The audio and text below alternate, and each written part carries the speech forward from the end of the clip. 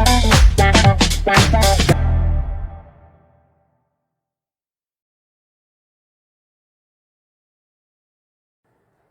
students, Chemical Reaction and Equation Part 1 Chapter 1 10th class.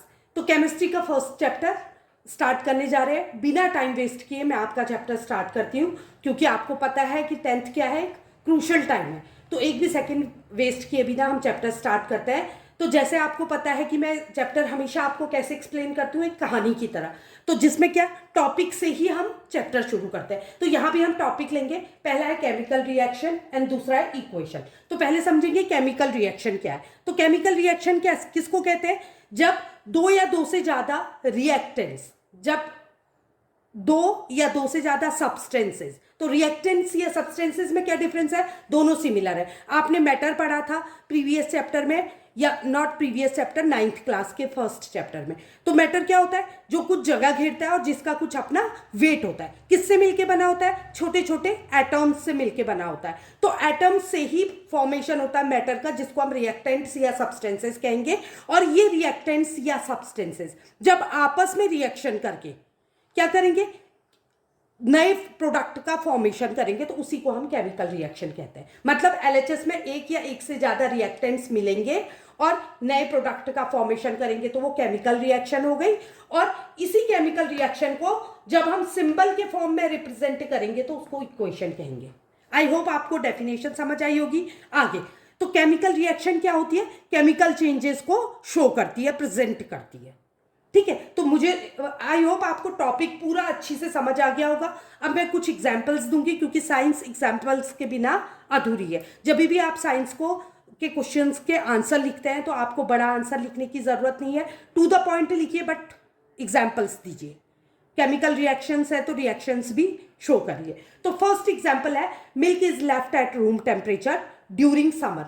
तो summer क्यों कहा गया? समर में कोजी इन्वायरमेंट मिलता है माइक्रो ऑर्गेनिज्म को डेवलप होने के लिए। तो आपने देखा होगा, इसको मैं साइंस की लैंग्वेज में नहीं समझाती हूँ। कभी अगर आप फ्रिज में दूध रखना भूल जाते हैं रात के समय या दिन में कभी भी, तो क्या होता है, आपको बहुत मतलब 4-5 घंटे बाद अगर आप उस दूध को टेस्ट करेंगे, तो उसमें क्या आ जाती है? खटास आ जाती है, सार हो जाता है वो। तो क्यों हो जाता है, उसको जानने की कोशिश करिए। केमिकल रिएक्शन के कारण। मिल्क किससे रिएक्शन? ऑक्सीडेशन रिएक्शन हो जाती है। ऑक्सीजन हमारे इन्वायरमेंट में प्रेजेंट है, एयर प्रेजेंट है हमारे इन्वायरमेंट में, उसमें ऑक्सीजन प्रेजेंट है। तो ऑक्सीजन ऐड होकर ऑक्सीडेशन रिएक्शन हो जाती है, जिसके कारण माइक्रो ऑर्गेनिज्म डेवलप हो जाते हैं और मिल्क को कर्डल कर देते हैं या सार कर देते हैं। दूसरा है एन आयरन तवा।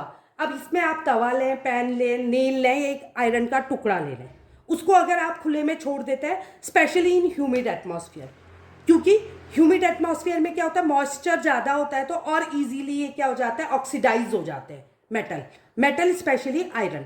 तो आयरन का एग्जांपल लिया आपने, तो आयरन का जब ऑक्सीडेशन हुआ, ऑक्सीजन ऐड हो जाती है, प्योर फॉर्म ऑफ आयरन है। इसमें जब एटमॉस्फेयर की हवा ऐड हो गई, तो उसको ऑक्सीडेशन रिएक्शन करेंगे और फॉर्मेशन हो जाएगा आयरन ऑक्साइड का। और यही आयरन ऑक्साइड से अगर हम ऑक्सीजन को रिमूव कर देता है, रिमूव माने रिडक्शन, रिड्यूस करना, कम कर देना, तो रिडक्शन रिएक्शन हो जाएगी। आप ऑक्सीडेशन और रिडक्शन को भी साथ में समझते जाइए। तो ये another example of chemical reaction. Third example, grapes get fermented. अगर आप ग्रेप्स को जार में भर दीजिए और कुछ समय के लिए छोड़ दीजिए, तो क्या होगा, उसमें भी माइक्रोब्स डेवलप हो जाएंगे। माइक्रो ऑर्गेनिज्म या माइक्रोब्स एक ही चीज है। माइक्रोब्स डेवलप हो जाएंगे, यानी यीस्ट डेवलप हो जाता है। और यीस्ट क्या करता है? फर्मेंटेशन का काम करता है। फर्मेंटेशन क्या है? अल्कोहल के फॉर्मेशन को, शुगर या ग्लूकोज से अल्कोहल के फॉर्मेशन को हम फर्मेंटेशन की प्रोसेस कहते हैं। तो यहां पर को क्या होता है, शुगर कहाँ है? फिर ग्रेप्स के अंदर क्या होती है, शुगर भरी रहती है। शुगर सिरप है ना, ग्रेप्स के अंदर ग्लूकोज प्रेजेंट है। तो ग्लूकोज क्या होता है, यीस्ट के द्वारा ग्लूकोज किस में कन्वर्ट हो जाता है? अल्कोहल में, इथेनॉल बोलते हैं। और उसमें वेस्ट प्रोडक्ट क्या निकलता है? Carbon dioxide. तो ये अगेन केमिकल रिएक्शन। अब कुकिंग ऑफ फूड, अगर आप फूड को पकाते हो, रॉ फॉर्म ऑफ फूड लेते हो, तो उसको डाइजेस्ट करना बहुत डिफिकल्ट होता है। लेकिन जब आप इसको क्या करते हो, कुक करते हो, तो इसमें जो माइक्रोब्स होते हैं वो मर जाते हैं। हाई टेम्परेचर में माइक्रोब्स जो होते हैं वो मर जाते हैं, तो जिससे क्या होता है, वो इजियर टू डाइजेस्ट हो जाता है। ये भी एक केमिकल प्रोसेस को शो करता है। नेक्स्ट एग्जाम्पल है, fifth food gets digested in our body. तो डाइजेस्टिव सिस्टम कन्वर्ट करता है फूड को। तो फूड क्या है एक्चुअल में, पहले समझ, पूरा तो मैं नहीं एक्सप्लेन करूंगी क्योंकि ये बायो के चैप्टर में आप पढ़ेंगे, बट फूड क्या है, एक कॉम्प्लेक्स, जब हम उसको खाते हैं तो वो कॉम्प्लेक्स होता है। क्यों कॉम्प्लेक्स कहते हैं, क्योंकि उसमें हमारी जो थाली होती है जिसमें हम खाना रखते हैं, उसमें सारे न्यूट्रिएंट्स मिले रहते हैं फूड में। तो उनको सिंपल फॉर्म में लाना, मतलब अलग अलग न्यूट्रिएंट्स को, न्यूट्रिएंट्स क्या है, आयरन है, कैल्शियम है, मैग्नीशियम है और ग्लूकोज है, ठीक है, प्रोटीन है, इनको ब्रेक करना, विटामिन है, इनको तोड़ना, दैट इज कॉल्ड डाइजेशन। तो डाइजेस्टिव सिस्टम में क्या होता है, कॉम्प्लेक्स फूड को सिंपल फूड में तोड़ा जाता है और एनर्जी रिलीज होती है। तो ये भी एक क्या है, केमिकल प्रोसेस है। जब हम फूड खाते हैं वो कॉम्प्लेक्स फॉर्म में होता है, उसको सिंपल फॉर्म में लाया जाता है, किसकी मदद से, फूड प्लस डाइजेस्टिव जूसेस। तो नए प्रोडक्ट का फॉर्मेशन होता है। क्या होते हैं ये products, such as glucose, sugars, amino acids. तो एमिनो एसिड्स क्या है, ये प्रोटीन बनाने का काम करते हैं एमिनो एसिड्स। तो फूड से इनको तोड़ा जाता है। फैटी एसिड्स, ये क्या करते हैं, ये फैट्स बनाते हैं, ठीक है, तो इसमें टूटता है, इसलिए ये भी एक क्या है, केमिकल रिएक्शन का एग्जाम्पल है, डाइजेशन। सिक्स्थ है वी रेस्पायर। रेस्पायर माने रेस्पिरेशन की प्रोसेस। तो रेस्पिरेशन भी एक केमिकल चेंज है। क्यों है, क्योंकि जो डाइजेशन की प्रोसेस होती है उसका अल्टीमेट रिजल्ट जो होता है वो होता है एनर्जी का फॉर्मेशन। जो डाइजेस्टेड फूड होता है वो सेल्स को भेजा जाता है, माइटोकॉन्ड्रिया को भेजा जाता है, वहां उसका फर्दर ब्रेकडाउन होता है, किसमें, ऑक्सीजन की प्रेजेंस में, ग्लूकोज प्लस ऑक्सीजन। तो फॉर्मेशन किसका हुआ, एनर्जी बनी, है ना, एनर्जी, हीट, कुछ भी, ये क्या है, एनर्जी के फॉर्म है। एनर्जी फॉर्म हुई plus water and carbon dioxide release हुई। तो ये अगेन क्या हो गई, एक केमिकल रिएक्शन हो गई। अगर आप पूरी केमिकल रिएक्शन को स्टडी करो तो आपको समझ आएगा। तो क्या देख रहे हो आप, या तो एलएचएस से आरएचएस में क्या हो रहा है, या तो स्टेट में चेंज हो रहा है, या तो क्या होता है, जो रिएक्टेंट्स होते हैं उनके कलर में चेंज होता है, या एनर्जी या हीट के फॉर्म में हीट रिलीज होती है, यानी चेंज इन टेम्परेचर होता है, और कई जगह गैस का फॉर्मेशन होता है।